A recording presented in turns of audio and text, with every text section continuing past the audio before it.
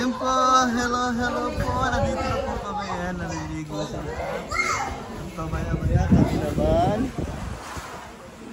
Yan, nandyan na po kami. Yan sila.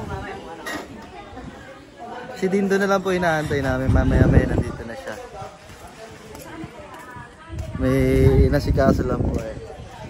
Yan, malalim po ang swimming pool.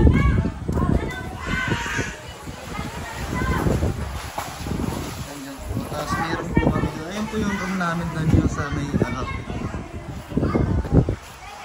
sa may gitna po sa amin. Ang lamig saka ang dami po niyang kama sa loob. Yan po sa ayan, sa taas.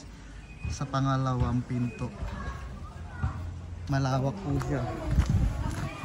Ayan.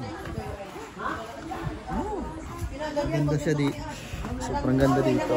Tita Marley, hindi man lang makatingin at ano, nanghiya siguro.